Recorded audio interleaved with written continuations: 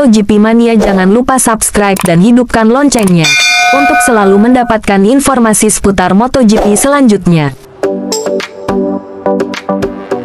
Marc Marquez bikin kejutan di MotoGP Barcelona sirkuit Catalunya. Marc Marquez mengaku siap merebut kemenangan pertamanya di MotoGP Catalunya 2024. Untuk mencapainya, Marquez meyakini dirinya membutuhkan perbaikan di kualifikasi. Juara dunia MotoGP 6 kali itu semakin kompetitif bersama Gresini.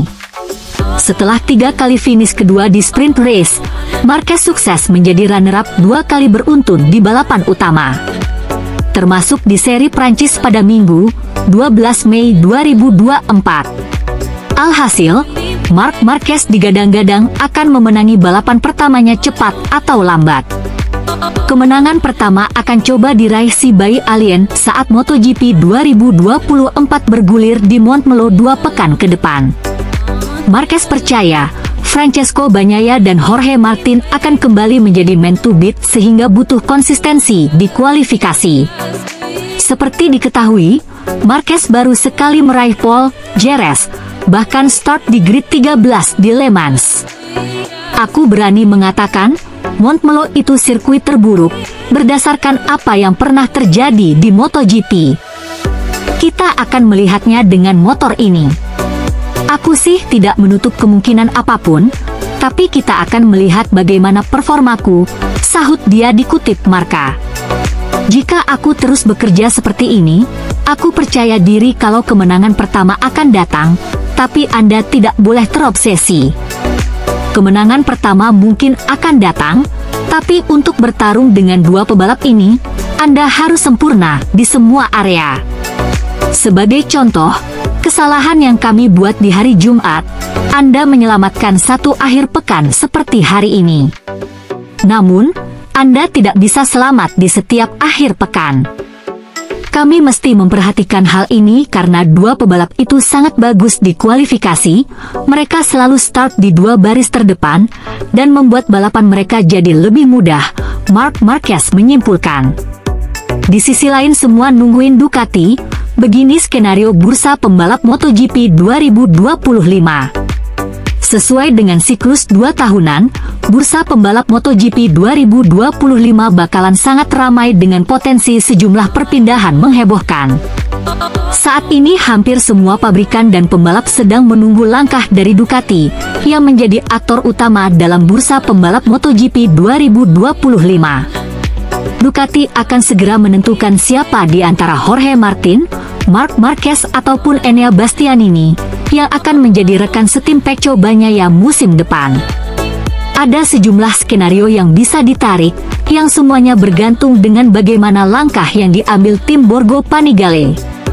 Banyak yang akan terjadi, tapi semua masih stagnan sampai tim pabrikan membuat langkah, dimulai dari Ducati, kata Davide Brivio, bos Tracose Racing, dilansir Gridauto.com dari Todo Circuito. Lalu setelah itu akan ada beberapa pembalap kecewa, yang mungkin akan mencoba pergi ke tim pabrikan lain, jelasnya. Jika Martin yang dipilih untuk menjadi pembalap tim pabrikan, maka berikutnya adalah melihat bagaimana Marquez dan Bastianini akan bertindak. Marquez dan Bastianini masih tidak menutup peluang untuk tetap mengendarai Ducati namun dengan dukungan teknis terbaik. Mereka mungkin akan mempertimbangkan membela tim Pramac, yang akan mendapat dukungan penuh motor terbaru dari Ducati.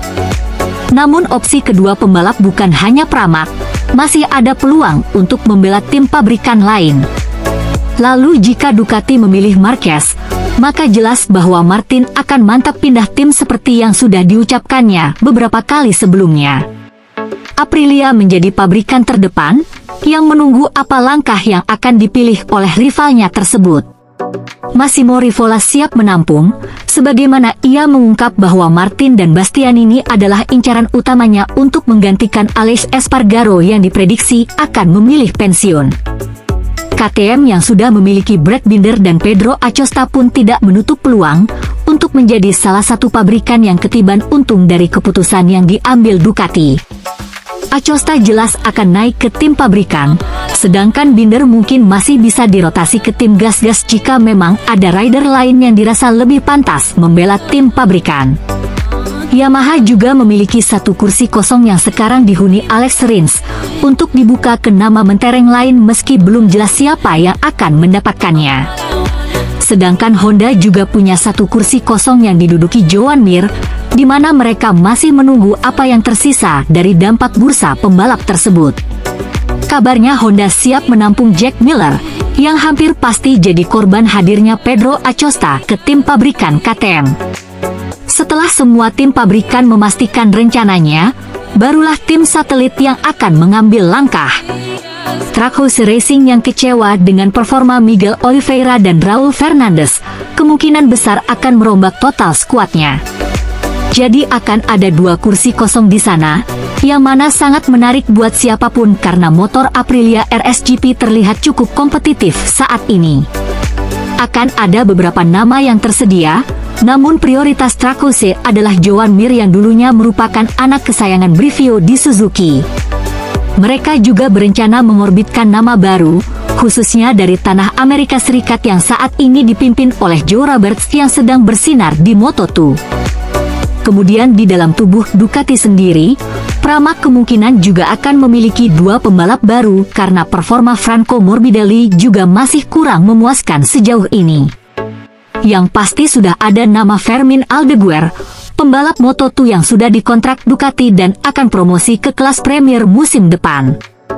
Satu kursi lainnya akan sangat menarik, karena motor kompetitif Ducati jelas tidak bisa dikesampingkan begitu saja. Kemungkinan akan menjadi milik salah satu di antara Bastianini atau Marquez, tergantung bagaimana Ducati memilih pembalap utamanya. VR46 Racing Team kemungkinan besar masih akan menduetkan Marco Bezzecchi dan Fabio Di Giannantonio. Sedangkan Gresini Racing kemungkinan akan memiliki satu kursi kosong yang ditinggalkan Marc Marquez, namun masih belum jelas siapa yang akan mendapatkan kursi tersebut. Tim satelit LCR Honda kemungkinan besar tidak akan mengubah line up pembalapnya, kecuali Takaaki Nakagami yang mungkin diganti oleh pembalap Asia lainnya. Gas-gas Tech 3 akan menunggu bagaimana langkah KTM, namun yang jelas mereka juga memiliki 2 kursi kosong karena Acosta akan naik ke tim utama. Okelah sahabat GP Mania semuanya, itulah informasi kita pada hari ini. Bagi teman-teman yang belum subscribe, jangan lupa subscribe dan tekan tombol loncengnya untuk selalu mendapatkan informasi terupdate seputar MotoGP. Terima kasih.